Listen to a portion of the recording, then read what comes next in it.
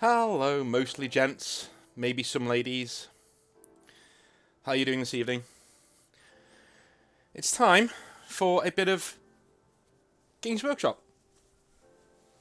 First of all, again, big thank you to all of you who are watching the videos. It makes a huge difference to me if you watch the ads, because I never realised in YouTube before, and this is why I think it's so interesting. I never actually realised that. I thought if I just skipped on a video that the person would get the money anyway. It's not true. Like the more you watch them, the more money the person gets. So if you are doing that, thank you very much. And if you are skipping them, all power to you. Because honestly, I probably would as well. But if you like the videos, Patreon's down in the description below. If you want to get me a pint, it's coming up to Christmas, so I will be drinking a lot in the next couple of weeks. I'm actually thinking in the next few Games Workshop videos that we actually start to look at the community stories, because the amount of messages I get on Discord privately that have hilarious Games Workshop stories in them, and I've asked these people if I can use their stories. They've said yes, so I think we're going to do your Games Workshop stories soon. So it'll be Games Workshop stories, your stories, and we'll do like an anthology of those, because a lot of them are quite positive and funny. And again, first thing I want to talk about as well is people have said in the comments, why do you keep doing these videos? Like, you want to talk about Games Workshop all the time. Yeah, I do. It's fucking interesting. And I'm asked to do them all the time. The overwhelming majority of people on my channel want to see these videos. They want to hear me for some reason. They're interested in what I've got to say about it, which is fine by me. I mean, I would say those people hopefully are more attracted to my personality, maybe, than the fact that I work for Games Workshop, which is great. That was the natural transition that I wanted. I wanted to make friends. I wanted to come on here and have people say, hey, I want to see more of that. So as long as people still want to see it, then I'll keep doing them. And if you don't want me to do them, then don't watch them. Simple as, But feel free to keep complaining on the videos, because that means I'm still getting money from you from doing that. So thank you. So, on with the story. Today's story is on thieves. Bloody thieving scoundrels. I had a fair few of these when I was a staff member and when I was a manager. More when I was a manager, annoyingly. I think it was because in my store I was a one person, I recently got an email from a guy up in Darlington. Hello, mate. Hello, Steve. If you're about, I'm sure he has the same problem where you're in the one store, you're trying to do 10 things at once. Especially if you're running a game night. I once ran a game night for the armed forces. So we had Navy guys coming in, RAF guys coming in, one or two Army guys, and they would, they came in on a Thursday night and they would play Horus Heresy with the Horus Heresy crowd, because the Horus Heresy crowd are a bit older, and they would come in, and all the lads, they loved a bit of Horus Heresy, because it was the same rules, basically, as well when they were younger, from like 5th edition, 6th edition. Changed, obviously, but, very similar. So they would come in, they would play that, or they would play with the store army, which was Iron Warriors, Iron Within, Iron Without. And they would come in and they would play their armies, and we'd have a jolly old time smashing the living shit out of each other. But a lot of the time, on nights like that, I would find stock missing. And I would never actually see anyone run out with it for a long time. Like, for ages, I never caught anybody. Mainly because, again, I'm just too damn busy. When you've got the store and you're trying to do 9 things at once, you're serving this customer over here, you're asking this guy what paints he likes, you're asking this person what kind of stuff he wants for his birthday, you're asking this mum what she's doing for Christmas, you're doing all these things, and lo and behold, things start to disappear. The one thing, weirdly, that disappeared a lot in my store was paints. Like, those rack of paints in the store? Oh my god. The amount of times I would turn around and and I knew it was hobbyists doing it, because it was always the paints that you would dry brush with, or that were really commonly used. They'd be gone. I'd restock them, and then a few days later, if I've had a few busy nights, they're like half empty. And I've sold 3 or 4 in each, yeah, but another 3 or 4 are gone. I'm like, where have these gone? And paintbrushes, dry brushes. Oh my god, dry brushes were gone all the time. I cannot tell you how many dry brushes I didn't have, because I was allowed to known lost them and use them myself for store projects and stuff, and even my own models, and I never had any to known lost because they're always fucking nicked. They're always just gone. They've walked off the door. They're so easy to just put in a pocket and walk out. Thieving little cretins in the store. So the one first story I have is from the Games Workshop that I was working in and I'm not running.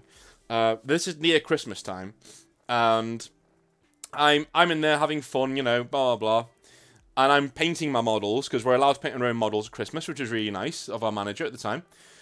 So I'm sitting there painting away, blah blah, and I hear the other staff member who I've mentioned before, really really top bloke, saying, "Oi, hey, stop, hey, hello, hello, hello, hello," and he walks past me quite hurriedly, and I'm like, "What's happened?" Right?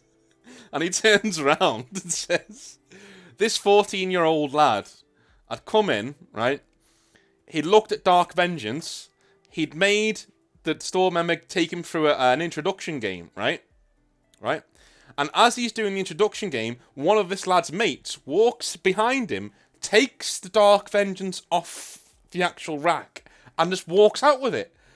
And the staff member catches him just as he's going out. But once he's left, that's it. You can't do anything. What are you going to do? Call the police? Hello, somebody's stolen my models. They're not going to find him. They're not going to find him. Right? And his mate is there, of course, at the table pleading ignorance, saying, look, I didn't know he was going to do that. That's disgraceful. I'll go and try and get him back. And I said to the staff member, do not let him go. Keep him here. Make his mum come and get him. And we'll get to the bottom of this and we'll get it back. And in the end, he was like, it was staff member's choice. It was his deal. It was his thing that he was running. And I said, look, it's on both our necks. We lost some stock, whatever. It happens. And he said, right, okay, look, I will go and I will let this guy go and I'll just explain to the manager. Okay, fair enough. Manager was really pissed and, gave us a right bollocking. But that pissed me off later on when my trainer said, yeah, these models are not worth anything, mate. Right? If somebody comes in and sticks you up with a gun and takes all of your inventory, do not do anything. Right? Because those models are not worth your life. And those models are not worth anything. We can print another 9 billion of these. We don't need them. We can just throw them at people in the street. It wouldn't matter. Right? It only matters because we want to keep that mystique of these being a specialist product and a really expensive product, right? And, we got a right bollocking and that was one of the stories anyway. The second story is actually when we were suspects, right? So the people in the store are suspects, right? Here's an interesting one. So one day, our manager is doing the banking, I think you know what's coming, and £50 is missing from the till. It's missing from the banking, right? And he goes, because he always used to count the money upstairs himself. He wouldn't trust us to do it. He'd go and count it himself, and then he'd get one of us to run it down to the bank. So basically he counts it, and we're the ones who are at risk of mugging in the city centre. You know what I mean? But it's fine. So, not bitter. Anyway, I'm called upstairs, and he says to me, "Look, if the manager's sitting there, ashen faced, look, there's £50 missing. According to this, he was looking in the diary, in the red book. We had a big red book, which had all of our cashing up at the end of the night. He said, according to this, the week that I'm now counting, you were only in for 1 day. You were only doing the banking on one of these days, right? And from what I can see, the bag that you did is spot on. It has all the money in there, right? So you're kind of off the hook, but you said you could have gone and dipped into one of the other ones, so you're not really off the hook. But, it's not your banking mistake, so we'll clear that up right away. I need to know where this 50 quid is. And I was like, well, how the fuck am I supposed to know where the 50 quid is? Like, he said it in such an accusatory manner. It's like, where's the 50 quid? And I went, have you looked it downstairs next to the till and things like that? Yes, look there. Have you looked in here? Have you looked anywhere? Yeah, I've looked in here. Okay, cool. Well, I don't know where it is. I'm not a thief. And he goes, well, good. And I was like, well, I'm going to go back to my job then, if that's all right. I'm just going to get... It's 50 quid, mate. You know what I mean? You're making enough. I'm sure you could just throw the 50 quid in yourself if you really wanted, if you were that offended by it. Or like, if it's both of our faults, I said if it's both mine and the other staff member's fault, if that's what you're saying, then why don't we both put 20 quid, 25 quid in? Solved. Problem solved. You know what I mean? I don't want to. Like, it's a mistake that's been made, and I know we'd find this money. It'll turn up somewhere. It will turn up somewhere. He was like, yes, sure. I was like, dude, don't be throwing fucking your attitude at me. Like, I've not lost this fucking. So anyway, I walked downstairs, and I kind of had the backbone to deal with him and to tell him where to go, where to stick his, suspicions. But the other staff member was a golden bloke, and he just didn't have the. He literally. He went upstairs. He looked terrified. He came downstairs. He was ashen faced, and he was like, and I said, "Look, what happened?" And he said, "I just sat there and just, I don't know. I couldn't say anything because, I was just frightened." I was like, "What?" I was like, I didn't say, "Have you nicked anything?" Because it wasn't. I'm telling you now, he wasn't that kind of a guy. He just wasn't. He wasn't built that way. Anyway, I said, "Look, it'll blow over. It's 50 quid. I offered him 25, and you could pay 25.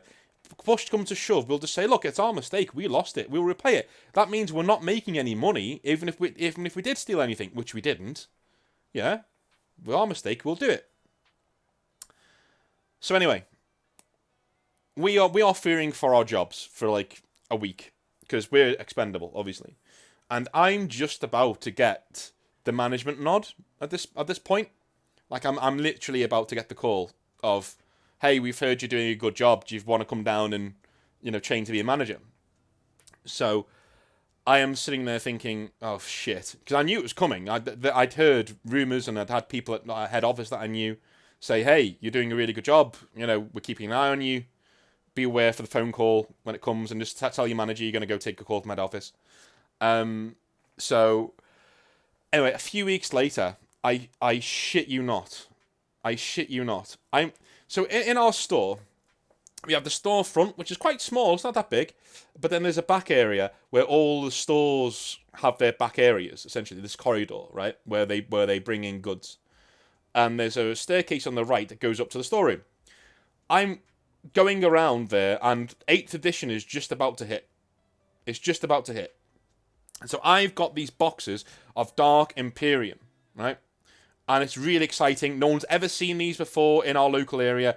I'm the first one in the store because I'm on my own that day. I'm opening on my own, and I'm the one who gets the Dark Imperium. I'm like, yes, look at this. And I open it, right? I open it because we're allowed to store copy. So I was like, I unknown lost it.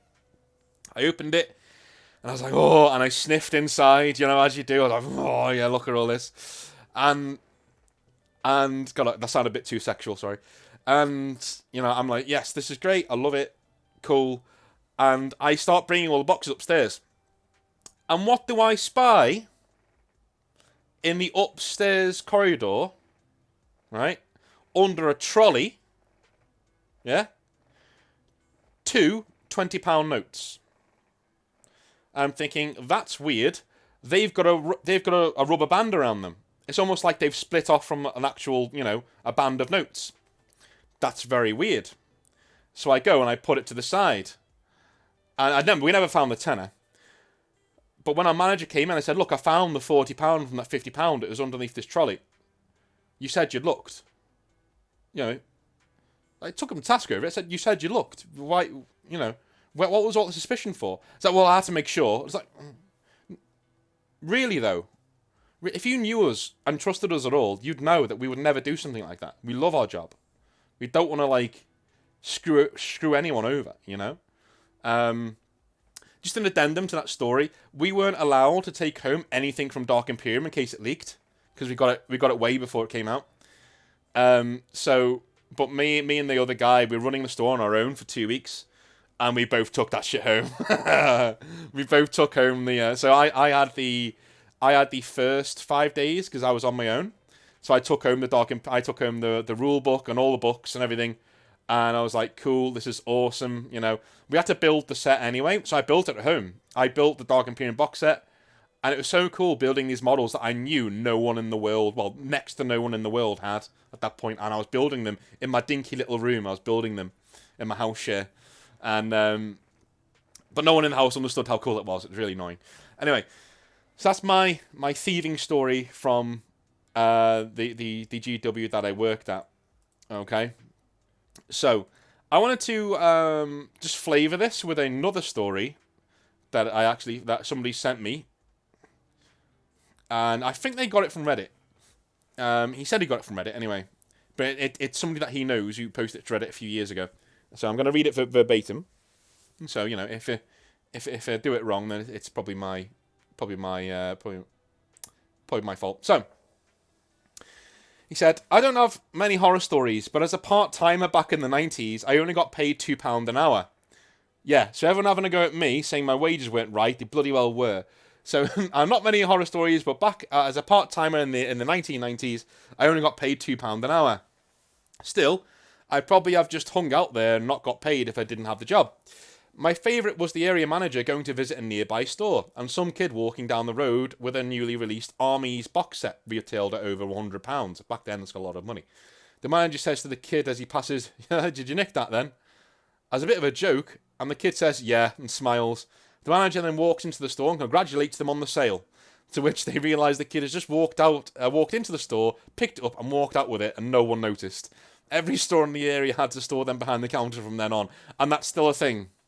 You will notice all of the new releases in the Games Workshop are very close to the till or almost behind the till.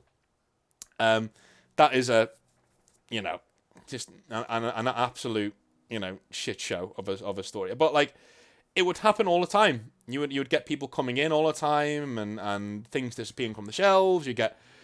I used to have, especially on, there was once where I'd put down a Hellblaster set, so I got they just come out on their own. So I picked up the Hellblaster set and I was like showing it to somebody, and I'd put it down on the intro table or one of our gaming tables, and just to go doing something else, and something like that. And I turned around and it was gone. Like a few minutes later, it was gone, and I assumed if somebody put it back on the shelf, but I could tell that there was one missing. It was literally there's one missing there, and I pushed all the models back to see. They wouldn't go back any further, so somebody had literally nicked it. And I was so disappointed. Because I was running an event that day and I'd put my heart and soul into it. It wasn't the store anniversary, it was another event. And just to have someone do that, just fucking snake behaviour, it really, really, really irritated me. And for the rest of the day, I was sort of irritable and not really wanting to talk to anybody. Because I'll be honest with you, I started looking at the hobbyist in the store like, you fucking parasites. I know I shouldn't think that way, but like, after all that effort, you haven't just nicked a pot of paint now. Because I've been getting annoyed, because I've got to do a stock check, and it makes me look really bad. So, I've been getting annoyed, thinking, all these paints are going missing, and all these bloody paintbrushes are going missing, and glues as well. I've run out of glue. And then, all of a sudden, an actual box of models goes missing, and I just thought, what am I doing? Why am I doing this for you? Like, why am I doing this for you? And again, people say I'm a hypocrite because, I wanted my manager to trust me, but I'm not trusting anyone else. But categorically, those models are not going to turn up elsewhere in the store, are they? And they never did. So somebody's literally just picked them up off the table or knocked them into a bag and just wandered off, or probably stayed in the store for the rest of the night and just carried on doing what they were doing. And the utter cheek of it, But those are my thieving stories. Do you have any thieving stories from your retail jobs, if you've had any? If you worked for Games Workshop, I know a few of you have in the comments. Do you have any thieving stories that you'd like to share? They are very interesting because it does happen. And it's really demoralising when it does. So, thank you very, very much for watching. And next time we'll be going over more of your stories. I'm going to get some really good ones sent to me in the comments and in the... drop me a line on Discord. The link's down below. So if you've got any good stories for next time, let me know, and I'll do the first of a large anthology of your Games Workshop stories, funny, tragic, and otherwise. All right. Have a good night. Happy painting, guys. Love you all. See you later.